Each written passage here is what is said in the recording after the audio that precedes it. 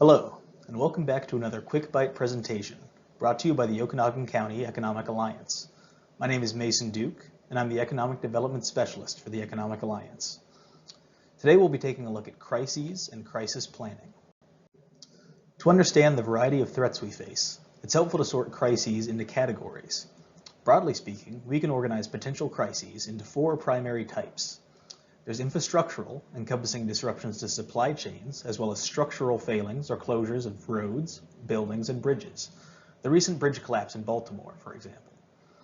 The environmental category includes natural disasters and disease outbreaks. Think of the bird flu ravaging world poultry populations, or the heat wave currently hitting much of the continental United States. Technological crises might involve power grids, energy systems, or cyber attacks by hackers. Citywide blackouts or massive data breaches compromising consumer data, for instance.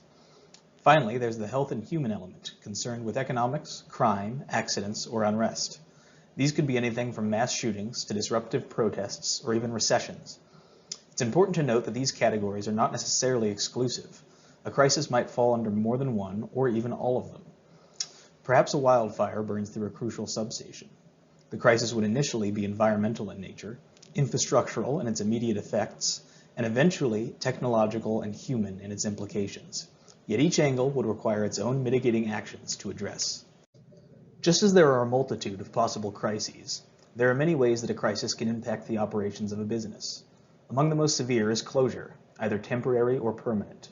Even temporary closures can cripple a business due to revenue lost. A business might also incur property damage from a crisis. Assuming the damage is mild enough that closure isn't necessary, repair costs and rising insurance rates are still a likely outcome. And not all damage is physical either. A business beset by a crisis could suffer from hits to its reputation, facing loss of public trust, interest, or attention. And as with reputation damage, other impacts can continue to be felt long after a crisis is resolved. In the aftermath, businesses often face expenses from site upgrades and other operational changes. They might even find themselves targeted by litigation from injured employees or customers. This list is far from exhaustive, but provides a good starting point when contemplating the consequences of a crisis. Now that we know a bit about the different kinds of crises and the adverse effects they can have on businesses, how can we prepare? First, we'll spend some time talking about crisis plans, what they should aim to achieve and include. Then we'll wrap up by addressing local knowledge, business interruption insurance, and some other general precautions. To be useful and successful, a crisis plan should set out to achieve a number of objectives. For one, a crisis plan should outline the composition of the response team, including both internal actors, such as management and staff, and external actors, like emergency responders. The crisis plan should also define the role of each member, which might be anything from calling for help to seeking immediate shelter. Reaction locations, or rally points, should be identified both on and off site, where the team is expected to rendezvous when a crisis is underway. While a complete action protocol is important, initial steps especially should be emphasized, as the opening moments of a crisis are crucial to the success of the response. Don't forget to provide contact information for relevant local resources and nearby businesses who may also be impacted. Ultimately, a crisis plan should serve as a blueprint for both drills and, if need be, an actual crisis. To meet those objectives, a crisis plan needs to contain certain components. These components need to be varied and flexible, as there are multiple kinds of crises that can strike. The protocol for responding to a flood, for instance, will look different from reaction to a wildfire. The roles of the staff in emergency response, as well as communications channels and rally points, will change depending on the situation at hand and the threats being faced. Crisis plans also benefit from providing a clear chain of command showing who is in charge and what the hierarchy looks like. Everyone appreciates a democracy, but in a crisis, strong leadership is called for in order to make rapid decisions unburdened by deliberation. Recognizable catalysts should be identified as well. What occurrences trigger a crisis response? At what point is the danger past so that things can revert to normal? Furthermore, a crisis plan should indicate which forms of communication should be utilized and when.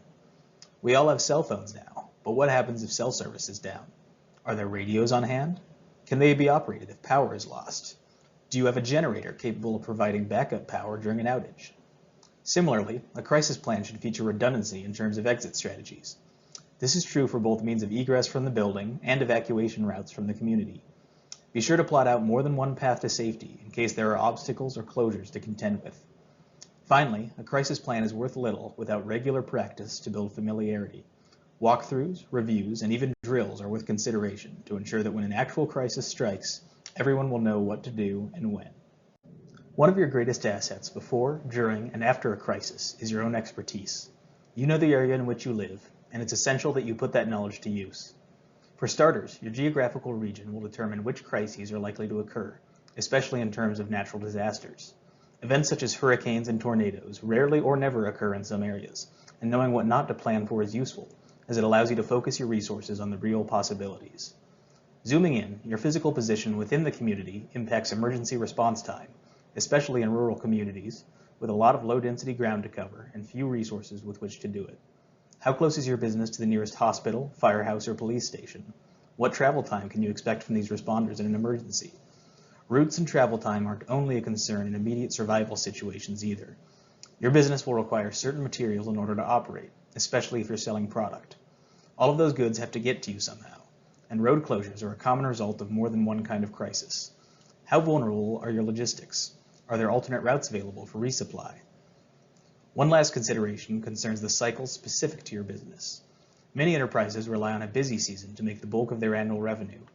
In rural areas, this often coincides with summer months when the weather is nice and tourists are active. Yet the summer months are also fire season in many regions, including our own. What happens when a wildfire or other crisis interrupts the flow of tourists or otherwise undercuts your busy season? Do you have an emergency fund you can draw from when events beyond your control have affected your expected income? When are you placing bulk inventory orders, and are you paying for them upfront or over time? Asking yourself questions like these before they seem important can pay dividends down the road. Beyond formulating a crisis plan, there are a few other actions to consider. If you don't already have it, business interruption insurance is worth looking into. These policies help businesses to compensate for a portion of lost income in circumstances when the business is forced to close for reasons beyond their control. Such insurance can be invaluable in areas like north central Washington, where massive wildfires routinely devastate the region and bring normal operations to a halt. Another key consideration is how you handle essential files and documents. It's smart to maintain backup copies off-site to ensure that a disaster doesn't wipe out all of your records. While keeping all of your eggs in one basket is convenient, things can go very wrong if that basket gets dropped. Perhaps the easiest precaution to take is simply staying up to date. By closely following local news outlets, keeping up with current events in your area, and signing up for emergency alerts, you can give your business as much advance warning as possible in the event a crisis is incoming. Everyone benefits from additional time to prepare. There's a lot more information out there that falls beyond the scope of this presentation. For additional reading and resources, check out these links. Thanks for joining us here at the Economic Alliance for another Quick Byte presentation. Stay safe out there.